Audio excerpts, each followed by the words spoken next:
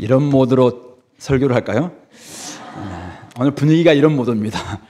오늘 찬양하고 기뻐하고 노래하나 뭐 이런 모드인데요. 제가 혹시 좀 너무 진지하게 하더라도 이 모드를 놓치지 마세요. 오늘 굉장히 기쁜 메시지입니다. 우리에게 53장에서 고난받는 종의 대속을 통해서 이루어진 변화, 회복, 그것이 무엇인가? 가장 큰 유익은 무엇인가? 바로 변화라는 거예요. 구원받은 성도들의 변화, 그리고 다음 주에 보게 될 11절부터 17절에서는 성 자체의 변화. 그러니까 결국은 우리 삶이 변화되고 우리 자신이 변화되고 우리의 삶 전체가 변화되는 그런 은혜가 바로 구원받는 사람들에게 주시는 하나님의 회복이자 또 유익이다, 그렇게 말씀하고 있습니다. 자, 구원받은 백성에게 주어질 은혜, 이 변화를 우리 소망하면서 오늘 기뻐 노래하라, 그렇게 말씀하고 있는데, 자, 우리가 받아야 될, 우리가 기억해야 될 변화는 무엇일까? 오늘 세 가지 말씀하겠습니다. 세 가지 할까요? 혹시 제가 네 가지 한다 그러면 목사님 세 가지입니다라고 말씀해 주세요. 네 가지, 세 가지입니다. 세 가지 할 테니까 내가 두 가지만 들은 것 같은데 그런 사람들은 하나 놓친 거예요. 오늘 세 가지 이야기합니다. 첫 번째, 불임 여성이 많은 자녀를 둔 어머니가 되는 것 같은 변화입니다. 오늘 1절부터 3절인데요. 잉태하지 못하며 출산하지 못한 너는 노래할지어다. 산고를 겪지 못한 너는 외쳐 노래할지어다. 이유를 밝히고 있습니다. 이는 홀로 된 여인의 자식이, 과부처럼 지냈던 자식이 남편 있는 자의 자식보다 많기 때문이다. 여호와께서 그렇게 말씀하고 있습니다. 그러니까 그동안 잉태하지도 못하고 출산하지도 못했고, 그러니까 뭐 산고를 겪지도 않았던 그런 여성이 있습니다. 예루살렘을 가리키는 거예요. 지금 예루살렘인데, 바로 불임 여성과 같은 예루살렘이 이제는 많은 자식을 둔, 남편 있는 자식보다 많게 된다, 그런 어머니가 된다, 그렇게 이야기하고 있습니다. 그러므로 어떻게 해야 돼요? 장막틀을 넓혀야죠. 그래서 2절에서 내 장막틀을 넓히며 내 처소의 휘장을 아끼지 말고 널리 펴되 너의 줄을 길게 하고 너의 말뚝을 견고해라. 지금 자녀들은 뭐 엄청 많아졌어요. 그러면 어떻게 해야 돼요? 집을 넓혀야 됩니다. 그렇게 하려면 장막틀을 넓혀야 되고, 또 처소 휘장도 크게 넓혀야 되고, 줄도 길게 해야 되고, 말뚝도 견고하게 하라, 그렇게 이야기합니다. 왜냐하면 3절, 네가 좌우로 펴질 것이고, 예루살렘에 거민들이 많아져서 이제는 막 확장된다, 확장. 그리고 네 자손은 열방을 얻을 것이며, 열방의 빛일 뿐만 아니라 열방까지 얻는 막 자녀들이 이렇게 되고, 황폐한 성읍들을 사람이 살 곳이 되게 할 것입니다. 예루살렘 패망함으로 말미암아 황폐한 성읍이었습니다. 사람이 살 수 없는 그런 성읍처럼 다 회파되고 무너지고 황폐했습니다. 그런 성읍이 이제는 사람이 살 곳이 되게 할 것입니다. 그렇게 이야기하고 있습니다. 바로 잉태하지도 출산하지도 못한 여성이 많은 자식을 둔 어머니가 된다. 무슨 뜻입니까? 생산할 수 있는 능력이 주어진다는 의미입니다. 예루살렘 하나님의 백성이었지만은 그동안 패망하여 생산하는 능력을 잃었었습니다. 바로 죄 때문이었죠.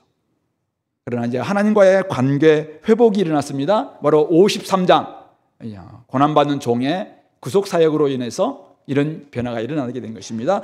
여호와 이름을 부르는 백성들이 돌아옵니다. 수많은 사람들이 돌아옵니다. 당연히 장막터를 넓힐 수밖에 없습니다. 그들은 좌우로 퍼질 것입니다. 열방을 얻을 것입니다. 황폐했던 성읍은 사람 살 곳으로 변화될 것입니다. 푸르고 푸른, 요즘 우리 4월 말 5월 이 푸르고 푸른 계절처럼 생기 가득한 예루살렘으로 회복될 것이다, 약속하고 있습니다. 구속받은 백성에게 주어지는 유익, 가장 큰 변화가 무엇인가? 생명의 약속입니다. 새 생명으로 돌아오는, 새 생명이 탄생하는 그런 은혜가 있을 것이다 말씀하고 있습니다. 생각해 보면은 여러분들 아마 이제 부자가 되셔서 집을 막 엄청 크게 지었어요. 집을 막 크게 짓고 뭐 2층 3층 양옥집으로 짓고, 그리고 막 재료도 막 외제 딱 좋은 거 다 가지고 막 너무 멋지게 막 집을 지었습니다. 수많은 사람들이 야, 저 집 정말 부자구나, 야, 저 집 대단한데 돈 많이 벌었네, 막 이렇게 하면서 집을 멋지게 지어도 거기에 아이가 없다면, 거기에 사람이 살지 않는다면, 그래서 생기가 없다면 어떻게 돼요? 그렇게 멋지게 지었던 집도 곧 뭐 기둥도 썩고 석가래도 무너지고 그렇게 해서 나중에 폭삭, 사람이 없으면은, 사람이 살지 않는 집은 쓰러질 수밖에 없습니다. 바로 그런 기쁨의 노래소리도 점점 사라지게 될 것이고, 아무것도 뭐 짐승들만 뭐 거처하는 곳이 될 수밖에 없는 것입니다. 예루살렘이 원래 그랬었습니다. 예루살렘 성이, 거룩한 성 예루살렘이 그랬었습니다. 그런데 하나님의 구속으로 말미암아 이제는 여호와의 이름을 부르는 사람들이 돌아옵니다. 어떤 변화가 일어납니까? 생명의 막 회복이 일어납니다. 생기가 돌아옵니다. 생기가. 그러니까 그곳에서 사람 살 곳이 되는 그런 역사가 있게 된다, 그렇게 말씀하고 있는 것입니다. 하나님과의 관계 회복은 상황을 뛰어넘습니다. 하나님과의 관계 회복이만 된다면은, 지금까지는 불임 여성과 같은 모습이었습니다. 지금까지는 산고도 겪지 못했습니다. 그냥 우리 틀렸다 생각했었습니다. 이런 상황, 이런 처지, 이런 형편이었습니다. 그러나 하나님과의 관계 회복이 되니까 어떤 일이 벌어집니까? 생명이 돌아옵니다. 그리스도께서, 그리스도를 통해서 부활 생명을 공급해 주시는 것입니다. 예수님께서는 우리 고린도전서 15장에서 잠자는 자들의 첫 열매가 되셨다, 이렇게 이야기합니다. 그러면서 아담은, 첫사람 아담은 그냥 하나님께서 코에 생기를 불어넣어 주시니까 어떻게 됐어요? 생명이 되었다. 생명이 되었다. 리빙 크리처라고 이야기했습니다. 리빙 빙, 살아있는 존재, 이것입니다. 근데 예수님은 부활 생명하심으로 말미암아 뭐이다? 살려주는 영이 되었다, 그렇게 이야기하고 있습니다. 라이프 기빙 스피릿이라고 이야기합니다. 생명을 공급하는 영이 되어 주신 것입니다. 그러므로 예수님이 우리 가운데 계신다면은 당연히 우리에게 생명을 공급할 수밖에 없다라고 이야기하고 있는 것입니다. 주님을 믿는 사람들은 새 생명으로 거듭납니다. 그래서 기뻐 노래하라, 노래 외쳐 노래하라, 외쳐 노래할 이유가 바로 여기에 있는 것입니다. 지금까지는 불임 여성과 같은 예루살렘이었습니다. 그러나 이제 변화가 일어난다라고 이야기하고 있습니다. 생명이 탄생할 것이다, 생명이 돌아올 것이다, 생기가 넘치는 예루살렘으로 바뀔 것이다, 그렇게 약속하고 있는 것입니다. 물론 육적 예루살렘, 육적 이스라엘, 한동안 지금도 전쟁 가운데 있습니다. 그러나 영적 이스라엘 교회는 이런 약속이 이미 성취되고 있는 것입니다. 여러분들 살면서 가장 즐거운 때가 언제인가 한번 생각해 보시겠습니까? 우리 대학생들 언제 가장 즐거웠나요? 10대는 막 공부를 해야 되기 때문에 너무 힘들었나요? 10대가 되기 전에 그때는 막 공부도 걱정도 없고 막 들로산으로, 여러분은 들로산으로 안 다녔죠? 저 생각을 했습니다. 들로산으로 바다로 막 집에 들어올 여가가 없었어요. 우리 집도 그런 아이가 한 명 있는데, 어쨌든 막 그렇게 막 돌아다니는 행복한 그때가 떠오를 수 있다고 생각해요. 근데 이제 나이가 들고 이제 우리 부모님들한테는 언제 가장 즐겁습니까? 요즘 힘들다, 그런 사람들 왜 힘드나 보면은 어쩌면 아이들 때문에 힘들다를 하지만은 사실은 나중에 되면은 이때가 가장 행복했을 것이다. 나이가 연세가 좀 드신 분들, 70, 80 되신 분들한테 여쭤보면은 언제가 행복했습니까? 그때 너무 좋았어. 입가에 막 미소 확 만연합니다. 언제입니까? 그러면 아이들이 품 안에 있을 아이들이 막 엄마 밥도 아빠 막 찾고 이랬을 때, 그때 가장 행복했을 때라고 이야기합니다. 요즘 제가 사실 아내랑 같이 한 번씩, 어떨 때는 이제 두 사람마다 밥 먹을 때가 있어요. 어색해요. 되게 행복할 줄 알았는데 썩 어색해요. 어색합니다. 생기가 좀 있었으면 좋겠다. 저만 그런 게 아니라 아내도 표정이 딱 바뀌더라고요. 아이들과 있을 때 표정과 제가 함께 있을 때 표정이 훨씬 더 행복한 표정으로 짓는 것 감추고 있어요. 어쨌든 간에 그런 모습입니다. 언제 행복할까 할 때 정말 생기가 넘칠 수 있는 시간 언젠가 아이들과 함께 있고 생명이 있고 막 이렇게 기쁨과 즐거움이 있는 그 시간이 아닐까 생각해 봅니다. 하나님은 구속받은 백성에게 생명의 탄생, 생기 회복을 약속하셨습니다. 우리 에스겔 37장 마른 뼈들이 살아나는 그 역사, 골짜기에 수많은 뼈들이 있습니다. 그곳에 하나님의 생기가 팍 불어오니까 다 살아나는 역사가 언제 이루어집니까? 바로 신약 교회를 통해서 이루어지는 것입니다. 그리고 마지막 때 주님께서 재림하시는 그날, 이제는 진짜 부활 생명, 온전한 부활이 일어날 때 이것이 성취되는 것입니다. 에스겔 48장에 성전으로부터 물이 나와서 처음에는 발목에, 나중에 무릎에, 허리에, 나중에 수영할 수 있는 물이 됩니다. 강이 됩니다. 바로 그곳에 있던 수많은 나무들이 살아나면서 상상을 해보세요. 그곳에 막 잎이 자라고 꽃이 피고 열매가 막 사시사철 맺는 열매가 맺고 그것을 먹는 사람마다 막 치유하는 역사도 있게 되는 이런 은혜가 언제 일어날 것인가? 바로 교회를 통해서 일어날 것이고 바로 이것이 시작입니다. 그리고 예수님이 다시 오시는 그날 완성될 것이라고 약속하고 있는 것입니다. 그러므로 새 예루살렘인 교회는 어떻게 오늘 말씀처럼 기뻐 노래하라. 아까 우리 반주가 오늘 너무 막 신나던데 이런 무드, 이런 모드로 여러분들 삶이 좀 기뻐 노래할 수 있는 그런 모습이면 참 좋겠다 생각을 해봅니다. 교회가 회복되려면 어떤 요소가 있어야 될 것인가? 교회 회복의 지표는 무엇일까? 여러분들 뭐라고 생각합니까? 건물. 큰 건물 있으면 좋겠다. 저도 있으면 참 좋겠습니다. 그런 것이 어떤 사람들은 교회가 돈이 참 많았으면 좋겠다. 필요하겠죠? 숫자가 진짜 많아서 많은 사람들로 하여금 저 교회는 정말 사람들이 참 많네. 이런 숫자 아니면 이제 교회가 자기 안에 친밀할 뿐만 아니라 밖에 있는 사람들에게까지도 굉장히 사회적 책임을 막 잘하는 거예요. 구제도 하고 봉사도 하고 어떤 문제에 대해서 불의에 대해서 정의롭게 외치기도 하고 사회적 책임도 잘하는 이런 교회, 이런 교회를 건강한 교회다라고 말할 수도 있다고 생각합니다. 근데 교회 회복의 가장 첫 번째 지표는 무엇일까? 제가 생각하기에는 만약 그런 교회가 만약 생명이 없다면, 생명이 탄생하지 않는다. 그곳에서 거듭나는 사람도 없고 새 생명을 얻는 사람도 없고, 그래서 집을 지을 때 가장 기초가 될 수 있는 게 뭐냐면은 그냥 교회는 그리스도를 만남으로 말미암아 새 생명이 탄생해야지 교회가 시작되는 거거든요. 근데 이게 없어요. 이게 새 생명이 없어.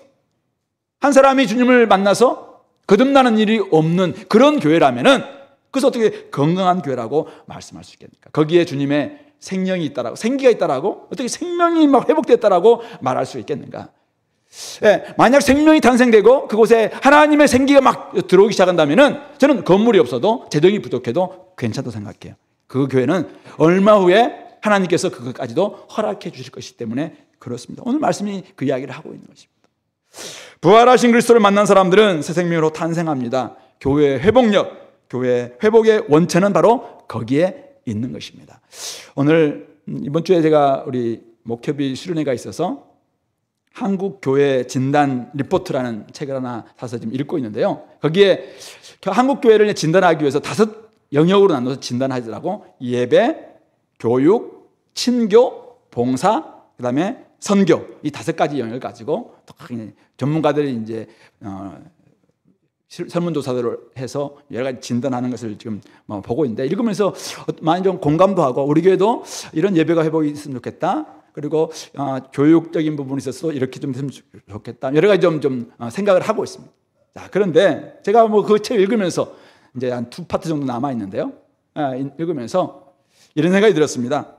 근데 예배가 사람들 막 여기서 말하고 있는 예배, 막 찬양도 있고 막 엄청난 예배가 있고, 교육도 다른 사람들을 향해서 우리 목표 교육도 다음 세대 교육, 어른 교육, 다양한 교육도 일어나게 있고, 그리고 친교도 굉장히 활발하고, 우리 안에서 친교 굉장히 중요합니다. 친교도 있고, 그리고 외부에 대해서 우리 봉사도 하고, 그리고 사명을 주셨던 이 선교, 전도와 또 선교의 책임도 감당하는데, 그래서 막 열심히 해요. 그래서 이 안에서 막 최선을 다해서 막 감당합니다. 그런데 다음 세대가 생명이 탄생되지 않아요. 500명이 그 일을 막 최선을 다해서 하는 거예요. 근데 거기에서는 거듭난 사람이 없어. 사람들이 거듭나지 않아. 그리고 새로운 사람들이 유입되지 않아. 수평이도 말고. 그렇다면은 그 교회는 그 세대에 끝나는 거죠. 건강한 교회가 아니죠. 이런 모습, 만약 그런 교회라면은 오늘 여기서 1절에서 이야기하고 있는 것처럼 잉태하지도 못하고 출산하지도 못하고 산고를 겪지도 않는, 요즘 그런 걸 원하는 사람들이 많으니까. 그런데 그렇다면은 나중에 어떤 교회로 남냐면은 그냥 황폐한 성읍으로 남는 거죠. 곧 이 세대까지만 잘 지내고 그냥 미래가 없는, 대한민국이 사실은 그런 모습이잖아요. 지금 어떤 도시는 지금 부산 영도에 옛날 그 초등학교에 수많은 사람들이 있었는데 지금은 초등학교 학생들이 없다고 이야기해요. 부산에 가면은 노인과 바다다 이런 이야기도 하고 막 그러잖아요. 이게 지금 슬픈 자주 섞인 이야기지만은 사실 왜 그러냐면은 미래가 없는 거잖아요. 이게 건강하다고 볼 수 없는 거잖아요. 교회도 마찬가지로 될 수도 있겠다. 그런 점에서 오늘 우리 가운데 이 하나님 주시는 생명이 있고 생기가 있다면은 이것은 힘든 일이 아니에요. 이게. 힘들죠 사실은. 우리 지난주도 우리 유아세를 봤는데 7명이 저도 힘들더라고 보니까. 그런데 아이 키우면서 얼마나 힘들까요? 근데 그때가 가장 행복할 수 있겠다. 이 상고를 겪는 게 얼마나 어렵습니까? 근데 상고를 겪어야지 생명의 귀함도 알고 그러면서 아이를 막 키우는 거 아니겠습니까? 해산하는 수고를 우리가 감당하지 않고서는 어떻게 그 한 사람의 생명이 소중하다는 걸 알 수 있겠습니까? 그러니까 거기에 막 마음을 투자하는 것이죠. 그런 점에서 하나님 우리에게 지금 생명을 주고 있구나. 또 나에게 정말 이 산고의 수고를 하고 있구나. 이것은 찬양할 이야기잖아요. 오늘 주님께서 이야기합니다. 사람들이 많아지고 있고 생명이 탄생되고 있고 자라고 있고 내가 변화되고 있고 이것은 찬양할 일이고 기뻐할 일이고 노래할 일이다. 그 사실을 기억했으면 좋겠습니다. 복음을 접했습니까? 그렇다면 내 안에 생명이 탄생돼야 됩니다. 내 안에서 여전히 죽어 있으면 안 됩니다. 새 생명으로 변화돼야 됩니다. 새 사람이 되어야 됩니다. 그래서 우리가 막 하나님을 찬양하고 노래하고 기뻐할 수 있는 이런 모습이 될 때 그것이 바로 하나님이 진짜 구속받은 교회로서의 정체성, 모습을 온전히 좀 유지하고 있는 것이다. 기억했으면 좋겠습니다. 고난받는 종이 이루신 대속, 우리 52장 13절부터 53장 12절까지 우리가 지지난주에 봤습니다만 이 고난받는 종이 이루신 대속, 그것을 우리가 믿음으로 말미암아 우리는 구속이라는 엄청난 선물을 받았습니다. 우리는 변화된 거예요. 회복이 일어났습니다. 교회를 교회되게 하는 가장 첫 번째 전제 조건인 생명을 얻게 된 것입니다. 복음을 살아내는 역동적 공동체 전략은 바로 여기서부터 출발합니다. 우리가 살아난 것입니다. 그럼 우리는 감사할 수 있습니다. 생명 탄생이 있으니까 참 너무 좋다. 여기에 바로 노래가 있고 기쁨이 있다는 사실입니다. 앞으로 우리 장막들을 넓혀야 될지 모르겠습니다. 여러분들 줄을 좀 길게 하고 말뚝 어떻게 할까? 이거 준비하시기 바랍니다. 이 일을 위해서 생명을 탄생하는 데 있어서 내가 할 수 있는 일은 뭘까? 내가 이 생명을 얻기 위해서 내가 해야 될 일은 뭘까? 한번 생각해 보세요. 내가 어떻게 하면 이 생명을 얻게 하는 일에 내가 한번 힘쓸까? 이것을 한번 생각해 보면서 우리 교회 또 하나님이 기뻐하시는 이 생명을 얻기 위해서 내가 어떻게 하면 좋겠는가? 그 일은 다양하게 좀 시도해 봤으면 좋겠습니다.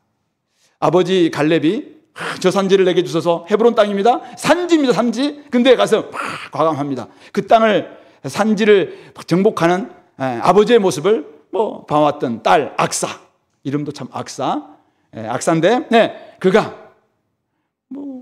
아버지의 신앙을 본받아서 자기 남편한테 아빠한테 땅 달라고 해라. 밭 달라고 해라. 욕심이 많아서 그런 게 아니라 자기도 사실은 그것을 원하는 거잖아요. 그래서 밭 달라고 해라. 근데 아버지가 저기 남방 쪽에 네게브 땅 주는 거잖아요. 그냥 사막과 같은 땅이에요. 근데 거기는 물이 없으면 안 돼. 그러니까 어떻게 아버지한테 아빠 샘도 달라고. 우리 딸 같았어요. 어쨌든 간에 샘도 달라고. 이 당연한 사실은 딸로서 아빠의 삶을 봐왔던 그 모습 속에서 이것은 당연한 부분이거든요. 그리고 이것은 샘이 없으면 안 되니까. 그러니까 아빠가 어떻게 해요? 무슨 말이야? 네 밭이 돼. 네 알아서 해. 고생 좀 해야지. 이게 아니죠. 사실은 샘이 없으면 안 되니까 윗샘과 아랫샘까지도 다 주는. 저는 우리 대학생들과 청년들과 장년들이 이런 좀 마음을 가지고 우리 같이 해본다면 여기에서 생명이 막 일어나는 역사가 있지 않겠는가. 이게 올해 우리 공동체가 꿈꾸고 있는 실제적인 복음 이야기를 만들어보자. 저는 이거라고 생각합니다. 방식은 여러분들이 각자 다양하게 하면 돼요. 여러분들 소그룹에서, 여러분들의 구역에서, 또 여러분들 나름대로 가정에서 나름대로 해보시기 바랍니다. 근데 그것으로 말미암아 우리 안에 새 생명이 탄생하고 생명이 막 자라가고 막 이런 일이 일어난다면은 내가 막 바뀌는 거잖아요. 남편이 바뀌고 아내가 막 바뀌고 우리 자녀들이 점점 자라가고 그러면서 막 마음속에 옛날에 자기밖에 몰랐던 사람이 이제는 다른 사람, 어떻게 뭘 교회를 위해서, 아니면 하나님 나라를 위해서 이렇게 하면 살고 싶다, 막 이런 이야기가 나오고, 이게 지금 생명이 막 탄생되고 있는, 회복되고 있는 지표들이거든요. 그런 역사가 우리 가운데 있었으면 참 좋겠습니다. 성도 여러분, 구속하신 주님, 부활하신 주님은 오늘 우리 가운데 계십니다. 그분께서는 살아서 역사하셔서 부활 생명을 공급해 주시는 살아있는 영이십니다. 그분을 우리가 만났다면은, 당연히 생기는 돌아옵니다. 마른 뼈가 살아날 것입니다. 생기가 돌아오는 공동체, 생기가 돌아온 가정, 생기가 돌아온 개인은 우울하지 않습니다. 쭉 쳐져 있지 않습니다. 모두를 바꾸시 바랍니다. 반주 한번 해주실래요? 딴따라딴 하든지. 어쨌든 이런 좀 모드로 여러분들 좀 행복하게 살아낼 수 있게 되기를 소망합니다. 두 번째입니다. 4절부터 8절인데요. 수치와 치욕을 다시 기억함이 없게 된다. 이렇게 말씀하고 있습니다. 자, 예루살렘이 수치를 당했습니다. 과부의 치욕을 당했습니다. 왜 그랬을까요? 불순종 때문이죠. 죄 때문이었습니다. 그래서 그들은 버림받은 여인처럼 쫓겨났습니다. 이게 예루살렘의 현재 모습입니다. 지금 바벨론 포로 생활에 있는 예루살렘을 이야기하고 있죠. 그들은 70년 동안이나 바벨론의 포로 잡혀가서 남편도 없는 사람처럼 수치와 치욕을 경험하고 있는 것입니다. 바벨론 포로 생활은 여호와를 믿는 이스라엘에게는 너무 큰 수치였고 치욕이었습니다. 6절에 보니까 마치 버림을 받아 마음에 근심하는 아내, 곧 어릴 때 아내 되었다가 버림을 받은 자, 그와 같은 모습이 지금 바벨론 포로 생활을 하고 있는 예루살렘의 모습인 것입니다. 남편도 없는 사람처럼 수치와 치욕을 당하고 있었던 것이죠. 자, 그런데 그들에게 오늘 예수님이 구속받은 고난받는 종이 우리를 대속해 주셨습니다. 그러니까 이 고난받는 종이 우리의 모든 죄 문제, 불순종의 문제, 허물의 문제 다 해결해 주셨습니다. 그러므로 이제는 이 예루살렘이 가져야 될 태도, 그것은 무엇인가? 4절 이렇게 이야기합니다. 두려워하지 말라. 네가 수치를 당하지 아니하리라. 놀라지 말라. 네가 부끄러움을 보지 아니하리라. 네가 네 젊었을 때의 수치를 잊겠고 과부 때의 치욕을 다시 기억함이 없으리라. 그렇게 이야기하고 있습니다. 아니, 바람 피웠다가 몇 번 잡혀갔어요. 그런데 결국 또 부정하니까 이제는 집을 내보내는 거예요. 친정집 가라. 자기 친정집이 어디냐면 바빌론이거든요. 원래 갈대아 우리에서 아브라함을 불러왔으니까 친정집 가라. 그래서 그냥 쫓아낸 거예요. 근데 오늘 이 남편은 너무 아내를 사랑해. 그래서 어떻게 합니까? 이 아내를 무조건 용서하겠다. 근데 무조건 용서는 이 공이 안 맞으니까 이제 오늘 고난받는 종을 통해서 그 모든 문제를 다 해결하고는 이제는 아내가 아무것도 기억하지 않도록, 이제는 뭐랄까요? 자기의 죄, 자기의 수치, 자기의 불순종, 자기의 나쁜 기억, 이것들은 다 잊게 만들어주시는, 그 이야기를 하는 거예요, 지금. 잊겠다. 내가 수치를 잊겠다. 그리고 잊어라. 그리고 기억함이 없다. 라고까지 이야기하고 있잖아요. 도대체 세상에 이런 남편이 어디 있어요? 한두 번도 아니고 맨날 부정하고 맨날 바람피고 그랬으니까 내쫓았는데 데려와서 과거를 절대 잊지 않겠다 이렇게 말을 하지만은 늘 생각나지 않겠습니까? 그런데 오늘 이 남편은 다른 남편이라는 거예요. 세상에 이런 남편은 없어요. 이런 남편은 없을 거라고 생각해. 근데 이 남편은 누굽니까? 5절에 나와 있어요. 자, 5절 같이 한번 읽어볼까요? 이는 너를 지으신 이가 내 남편이시라. 그의 이름은 만군의 여호와이시며 내 구속자는 이스라엘의 거룩한 이시라. 그는 온 땅의 하나님이라 일컬음을 받으실 것이라. 이 남편은 세상에 있는 남편이 아니라 여호와 하나님이시구나. 여호와 하나님이 이스라엘의 남편이었거든요. 이 하나님이 만군의 여호와 하나님. 그리고 이 하나님은, 이 남편은 단지 남편인 것이 아니라 고엘입니다. 고엘. 구속자. 우리 룻기에서 봤던 보아스. 단지 그 사람을 그냥 가난해서만 이렇게 구원해 주는, 어려운 가운데서만 이렇게 구원하는, 이것을 구원하다라고 이야기했지만 고엘은 구속이라는 것은 뭐냐면 다 회복시켜 주는 거예요. 모든 걸 다 회복시켜주는, 우리 삶의 전 영역까지 다 회복시켜주는 그런 고엘로서, 그런 구속자로서 거룩하신 이스라엘의 하나님이라고 말씀합니다. 온 땅의 하나님이라 일컬음을 받으실 것이다. 그 하나님이 어떻게 하신 거예요? 이전에 버림받았던 이 아내를 데려왔는데 다 있겠다라고 이야기합니다. 7절 8절에 그 이야기를 하고 있는데, 내가 잠시 너를 버렸으나, 하나님이 잠시 버렸어요. 70년. 하나님께는 잠시 70년 버렸으나 큰 긍휼로 너를 모을 것이다. 8절에서는 내가 넘치는 진노로 내 얼굴을 내게서 잠시 가렸습니다. 잠시 내가 너 더 이상 안 보겠다 이렇게 했어요. 그러나 이제는 영원한 자비로, 그러니까 잠시와 영원함이 지금 대조되고 있죠. 잠시 버렸어요. 잠시 가렸어요. 그러나 영원한 자비로 너를 긍휼히 여기시라. 바로 네 구속자 여호와께서 말씀하셨느니라. 그렇게 이야기하고 있습니다. 그러므로 이 돌아온 아내는, 잠에서 깨십시오. 돌아온 아내는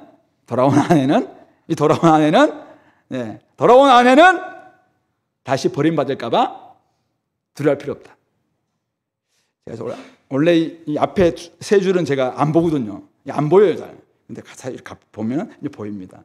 그래서 앞에 있는 분도 어쨌든 우리 안에서 더 이상 우리는 두려워할 필요가 없다. 하나님 관계 회복은 버림을 받을까봐 두려워하고 버림을 받을까봐 놀라는 불안과 초조가 있는 임시방편의 동행이 아닙니다. 불안한 동거가 아니에요. 여기는 이제는 영원한 안전한 관계 회복을 이야기하고 있습니다. 우리 요한복음 5장 24절에서 주님께서 이야기합니다. 내 말을 듣고 나 보내신 이를 믿는 사람들은 영생을 얻을 것이다가 아니라 영생을 얻었고 이미 사망에서 생명으로 옮겼느니라. 이미 생명으로 옮겨졌어요. 다시 쫓아내지 않습니다. 불안한 동거 아니에요. 늘 초조한 이런 동거입니다. 이미 영생이 주어졌다. 하나님 나라의 생명, 하나님의 백성으로서 특권이 주어졌다라고 이야기하고 있습니다. 잠시 버린 것 맞습니다. 잠시 눈을 가리신 것 맞습니다. 그러나 이제는 큰 긍휼로 영원한 자비로 절대 변하지 않는 관계로 삼아주시겠다. 그렇게 말씀하고 있습니다. 그런 점에서 여러분들 하나님께 돌아왔습니까? 예수님의 구속하심을 믿고 여러분이 하나님께 돌아왔습니까? 그러면은 조금 고개를 딱 치켜 들어보세요. 조금 들고 나 하나님의 자녀야. 나 하나님의 아내야. 다 이렇게 예수님의 아내처럼 조금 이렇게 치켜 들고 거룩한 자존감, 거룩한 자신감 이걸 가지고 있잖아. 이대 나온 여자야. 이런 것처럼 있잖아. 나 하나님의 자녀야. 하나님이 내 남편이야. 이분은 절대 나를 버리지 않아.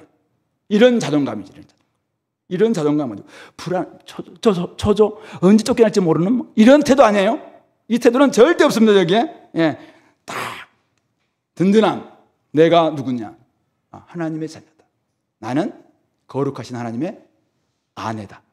나는 그 영광스러운 주님의 신부다. 다 이런 태도지. 교만하지는 않습니다. 근데 조금 이렇게 자존감이 고양된, 자신감이 넘쳐나고 하나님 앞에서 떳떳한. 왜요? 내가 잘해서가 아니에요. 그분께서 다 해결해 주셨어. 다 해결해 주셨어. 그러니까 우리는 다 이렇게 나와야죠. 로마서 5장은 우리 의롭다 하심을 받은 사람들, 하나님과의 관계 회복된 사람들의 유익을 이야기하고 있잖아요. 거기서 뭐라고 이야기합니까? 믿음으로 서 있는 이 은혜에 들어감을 얻었으니.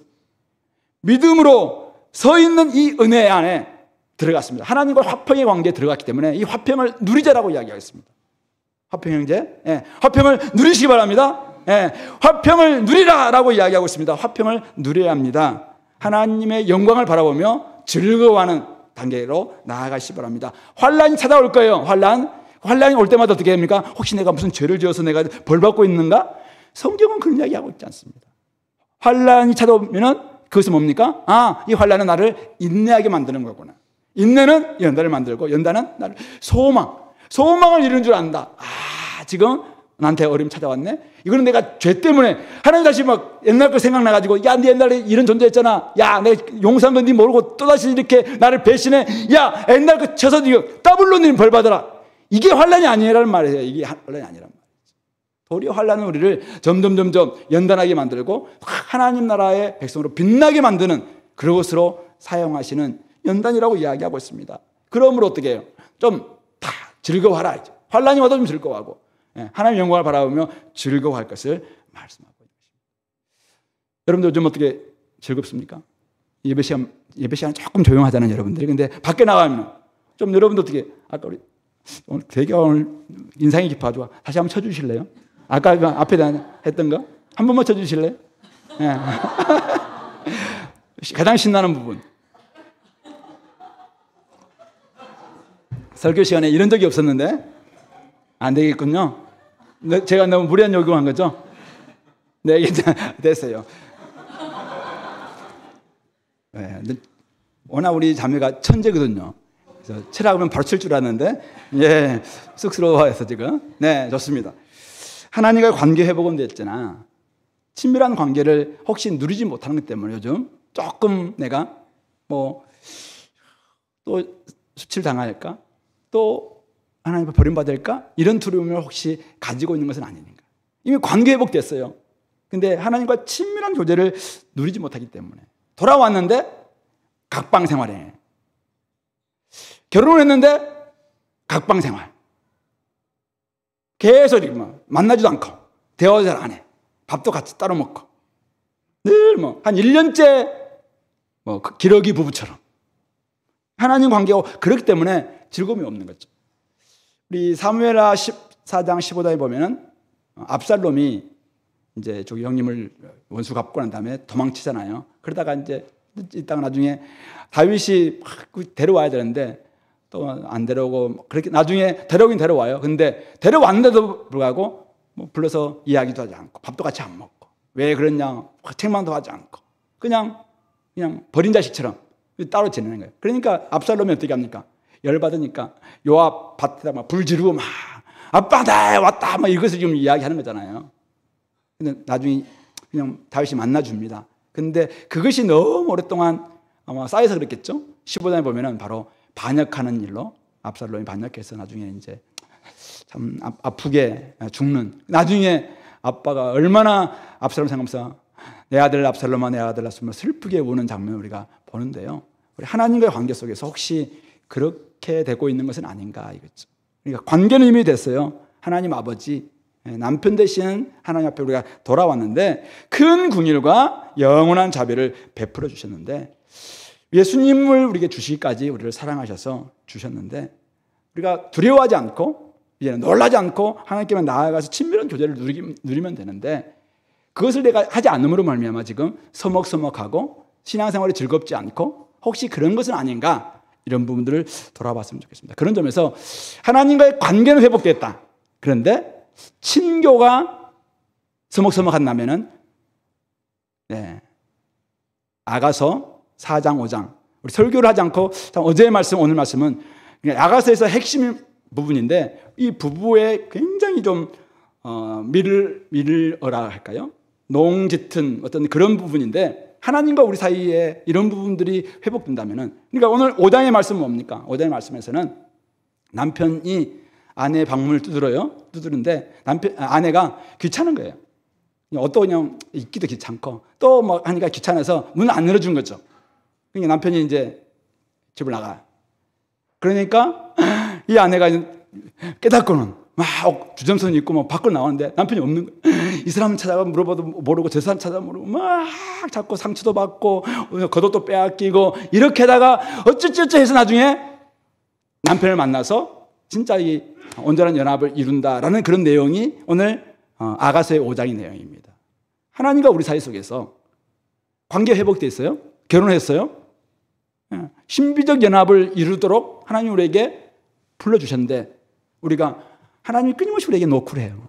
야, 밥 좀 먹자. 좀 이야기 좀 하자. 야, 나와 함께 좀 지내자. 뭐 이야기하는데 귀찮은 거잖아요. 귀찮아.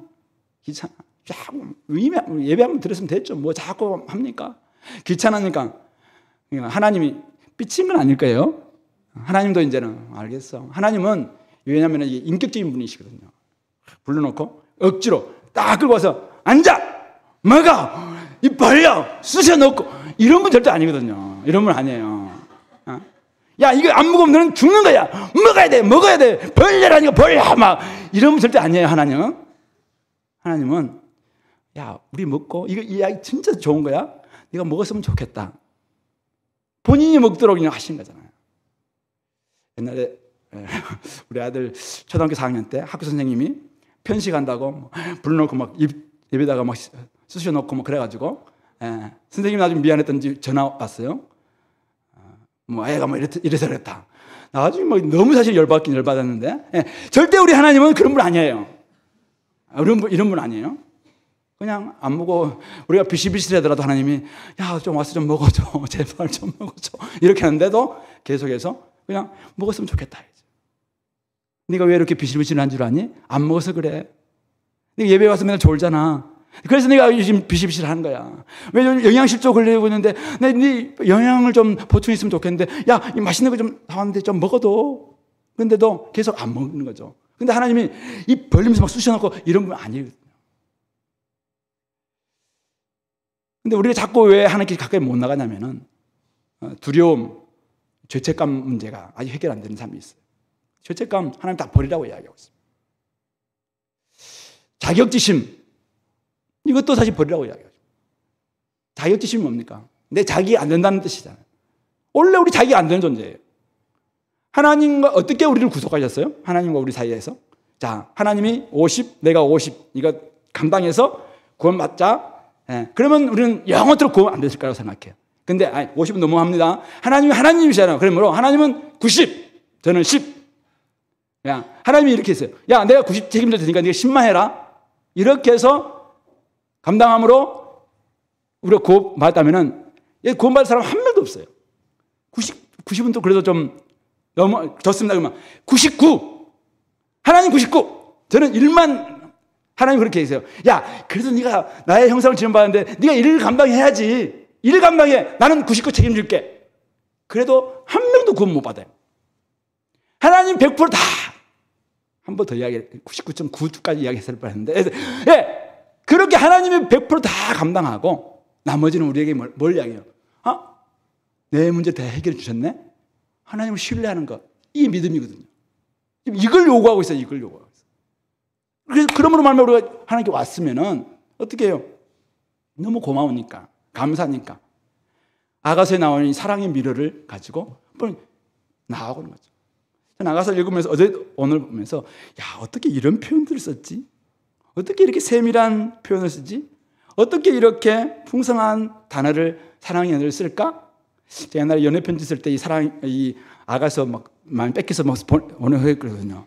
와, 보니까 되게 야한 부분이었는데 보냈네. 막 이런 생각 들었는데요. 네, 어쨌든 간에 하나님 안에서 우리가 이런 부분, 이 친교 하나님께서 원하시는 부분이죠. 근데 이것은 진짜 하나님께서 우리에게 주시고자 하는 거예요. 희락, 평강, 기쁨. 이거든요. 해보면은 안다는 거잖아요. 그러므로 두려움 내려놓고 수치, 치욕, 이전의 기억들, 죄책감들 다 내려놔라. 그거 내가 다 해결했다. 지금 주님이 그렇게 말씀하고 있는 것입니다. 그러므로 마음껏 두려워하지 않고 이제는 놀라지 않고 이 길을 걸어갔으면 좋겠습니다. 마지막 우리 9절 10절은 바로 이것은 주님께서 내게는 하나님이에요. 나한테는 노아의 홍수의 때와 같다라고 이야기합니다. 내가 다시는 노아의 홍수로 땅 위에 범람하지 못하게 하리라 맹세한 것 같이 무지개를 띄워놓고 내가 다시는 앞으로 세상에 인간의 죄 때문에 세상을 홍수로 멸하지 않겠다 이렇게 맹세했던 것처럼 이제는 내가 너에게 노하지 않고 너를 책망하지 아니하기로 맹세했다 그렇게 이야기합니다. 그러므로 산들이 떠나고 언덕들은 옮겨질지라도, 그러니까 가장 견고한 상징이 산이라면 이런 것들이 혹시 지각 변동이 일어나서 옮겨진다 할지라도 나의 자비, 나의 영원한 자비는 절대로 너를 떠나지 않겠다. 나의 화평의 언약은 절대 흔들리지 아니하리라. 너를 긍휼히 여기시는 여호와께서 말씀하셨느니라. 그러므로 세 번째, 우리가 분노의 대상에서 벗어나 안도의 숨을 쉬는 대상이 되었다라는 사실. 옛날에는 우리의 불의와 불경건함과 이런 것 때문에 경건한 장애물로 말미암아 하나님으로부터 막 진노가 내렸어요. 근데 이제는 진노가 다 사라졌다는 것입니다. 이제는 우리는 하나님의 언약으로 말미암아, 하나님의 자비로 말미암아 우리는 이제 안도의 숨을 쉴 수 있는, 평안의 숨을 쉴 수 있는, 이제는 나에게 더 이상 정죄는 없다, 나에게 벌은 없다, 이것을 말씀하고 있는 것입니다. 하나님의 자비는 무궁하고 하나님이 우리와 세우신 이 화평의 언약은 결코 변치 않기 때문에 하나님의 백성들은 안도의 숨을 쉬어도 된다. 절대 우리는 정죄함이 없다. 더 이상 우리는 진노의 대상이 되지 않는다. 단지 긍휼의 대상일 뿐이다 라고 말씀하고 있는 것입니다. 다 하나님의 은덕, 화평의 언약 덕분인 것입니다. 이제 우리 하나님의 백성들에게는 결코 정죄함이 없습니다. 물론 여러분들 PBS를 안 해서 한 3번, 4번 안 하면은 소그룹에서는 빠질 수 있어요. 주은혜 교회 소그룹 명단에서는 빠질 수 있어요. 그러나 하나님께는 정죄함이 없어요. 여러분들이 우리 교회 하나님 알아가고 알려주는 교회인데 알아가는 일에는 열심히 하고 알려주지 않음으로 말미암아 박택진 목사가 자꾸 저 형제를 자꾸 이상한 눈으로 쳐다보는 것 같다라는 느낌이 혹시 든다 할지라도, 여러분들 생각하세요? 박택진 목사는 나를 이상한 눈으로 쳐다보네. 근데 하나님께는 결코 정죄함이 없다. 이런 마음을 가지시라는 거예요. 이런 이야기예요. 저는 여러분들 그렇게 보지는 않을 거예요. 그러나 하나님께는 혹시 수많은 사람들이 우리 저 형제는 왜 우리 교회인데 저렇게 행동하지? 말할 수 있어요. 우리 인간이다 보니까. 근데 하나님께는 결코 정죄함이 없다. 그러므로 안도의 심을 쉬어도 된다. 이 말 때문에 오늘부터 더 이상 이제 전도하러 나가지 않더라, 이런 쪽으로 나가면 안 된다고 생각해요. 어쨌든 간에 여러 가지 이유 때문에 수많은 사람들로부터 어떤 말 당할까요? 근데 여러분들은 조금 더 아까 이야기했던 고개 딱 시켜들고 나 이런 존재야 하는 마음으로 이제 안도의 심을 쉬어. 하나님의 정죄, 하나님의 벌은 더 이상 없다라는 것을 말씀하고 있는 것입니다. 영적 이스라엘인 신약 교회에게 주어진 하나님의 특권이자 유익이자 회복, 변화라는 것을 말씀하고 있는 것입니다.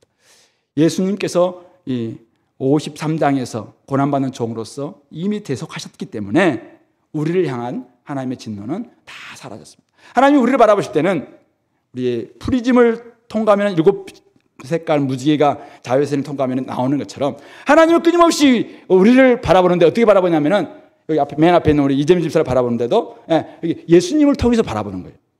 예수님이 재민 집사를 어떻게 했는가 딱 보니까 원래 멋지긴 하지만은 와 광천하네 이렇게 보시는 거예요. 하나님이 야 너 대단한데 누구 이름을 검이 죄송해요.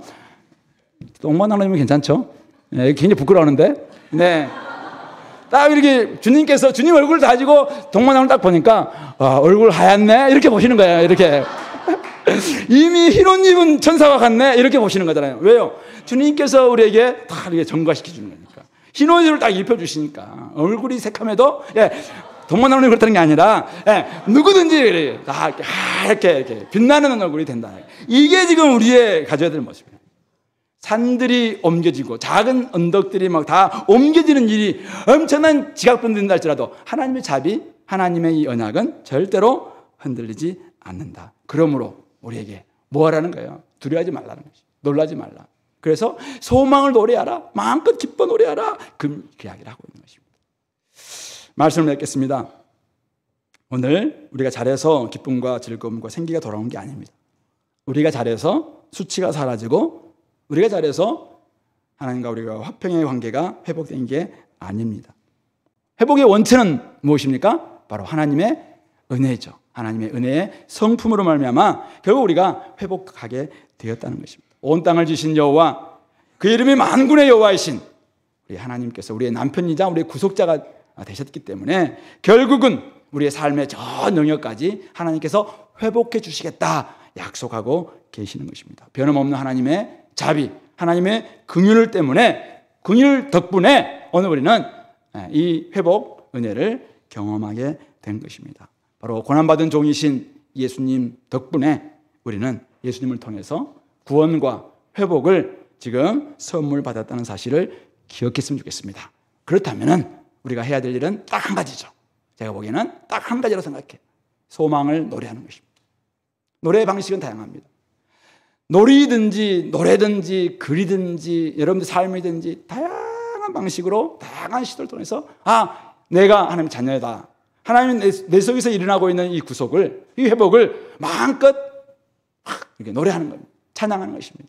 어떤 사람들은 산문으로 노래할 수도 있고, 어떤 사람들은 음문으로 노래할 수도 있고, 어떤 사람들은 그림으로 노래할 수도 있고, 어떤 사람들은 몸으로 노래할 수도 있고, 어떤 사람들은 놀이로서 노래할 수도 있고, 어떤 사람들은 여러분들이 열심히 섬기며 노래할 수도 있고, 다양하게 노래할 수 있습니다. 표현이 서툴다고 엄마 아빠가 자녀들이 막 엄마 아빠 사랑한다는 그 노래를 몸짓을 그밖에 못해 이렇게 하는 사람은 없습니다. 그런 부분은 없어요. 하나님도 마찬가지입니다. 우리가 어떤 존재인지 다 알고 있어요. 그러므로 여러분들이 할 수 있는 만큼 하는 그 노래, 음치의 노래 참 아름답습니다. 제 어머님 참 음치셨는데, 근데 굉장히 노래 부르시는데 참 아름다웠습니다. 진짜 새벽 때마다 이렇게 찬양하는데 잠을 깰 정도로 음치셨어요. 근데도 딱 일어나면은 그 찬양이 참 아름답다. 이런 생각이 들었습니다. 하나님께도 그렇게 들리지 않았을까 생각합니다. 오늘 우리의 삶 가운데서 구속받은 자의 노래가 되고 회복을 꿈꾸는 놀이가 될 수 있도록 여러분들의 삶이, 여러분들의 다양한 시도가 갈렙처럼, 악사처럼, 온니엘처럼 또 일어날 수 있게 되기를 이 말씀으로 권면드립니다. 같이 기도합시다. 오늘 말씀을 좀 생각하면서 우리에게 주어지는 이 회복, 하나님의 선물이죠.